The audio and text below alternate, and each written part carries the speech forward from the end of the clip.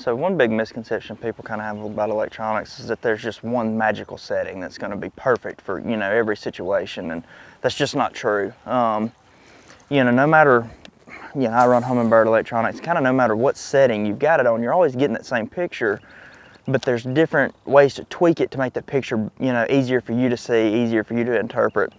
At Lake Murray, you know, fishing those cane piles, I had to turn my settings up a little bit higher to be able to get that return, that good dark shadow from the, you know, from the pole, be able to see the shading from the leaves, the fish in the fish out there in the pile. I would turn my contrast and my sensitivity up a little bit higher, and turn up my chart speed to stretch those shadows out. But my second win this year was at Ross Barnett, and I was catching them out of real shallow brush piles. And a lot of those people will put like cedar trees and things like that out in shallow water. And I had to turn my sensitivity back down because they were out there on hard spots, and it would almost kind of bleach the picture out with my settings too high. So I would turn them down, and that cedar tree being as hard as it was, it didn't take as much sensitivity to get that good return.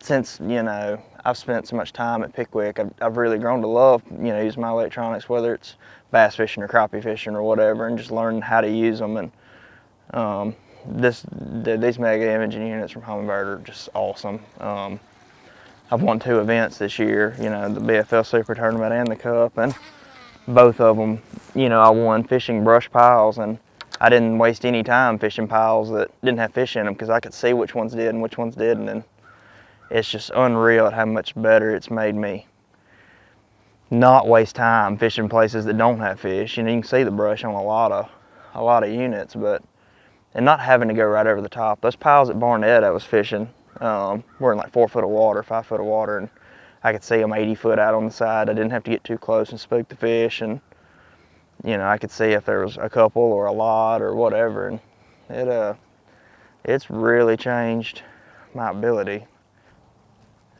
I feel like it's changed me as an offshore fisherman. I've always loved to do it and considered myself, you know, decent at it.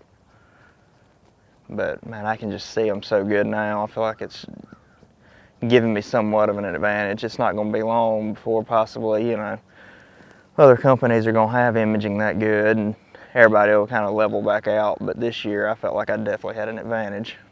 So that's something that takes a little time on the water and just a little bit of experience and just kind of knowing what you want to be able to get out of your unit. You know, some people like a darker return. Some people, you know, like it to be a little bit lighter where they can tell that bottom's really that hard. It just takes a lot of idling, looking at stuff and then fishing it. You know, if you think that bottom looks different, throw your bait out there and drag a Carolina rig over it. See if that bottom's harder, see if it's softer, see what that return is telling you. And the best way to start that is maybe idle by docks or by, you know, piling on a bridge or a tree that you can see coming into the water, and then play with your settings and just kind of learn what you're looking at on things that you know are out there. And then after that, you can get out into the, you know, into the open water where you're not visually able to see the target that you're about to idle by, and then you'll have a little bit better idea of what you're dealing with when you see it.